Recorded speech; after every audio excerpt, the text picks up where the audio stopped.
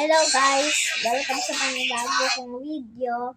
And binig-request nga sa akin, tingnan ko mga comments ko. At sabi ko na mag-drawing daw ako ng apple. Gamit ang number 5 kasi madami daw siya nakikita sa YouTube drawing gamit number 5. So, testing natin.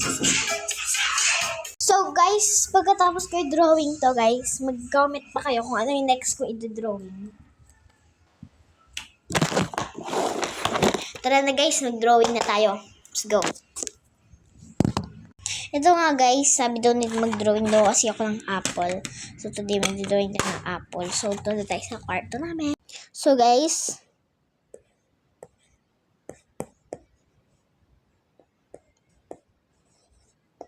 let's go.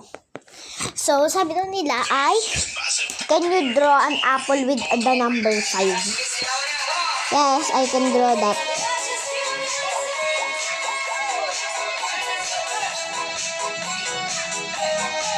So guys, ganito yung inspiration nila na binigyan nila sa akin na picture. At papagandahin natin yan. 1, 2, 3. Ayan guys. Ayan na. Nagawa ko na. What's next guys? So guys, part 2 na pagdodrawing Part 2 to part 2. At ngayon, nag-request sila sa comments. Mag-drawing daw ko ng star ng ano yun? Nakalimutan ko. Ng car. Ay, kaya ko ba yun? So, tingnan natin. So, ayan guys, yung nakita kasi nila. Kasi nung dating big top kasi,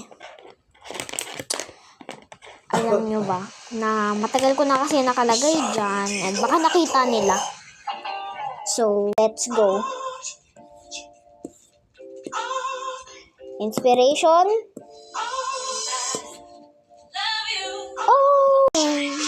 So guys, try something hard naman.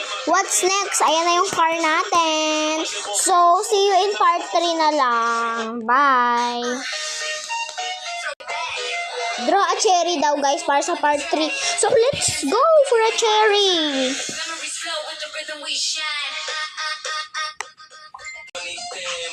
So guys, tapos na yung cherry.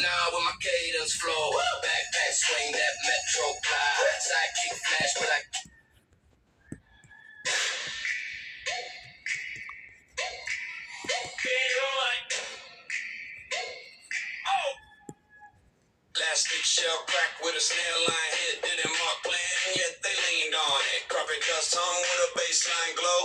Didn't hold crown, yet the roast.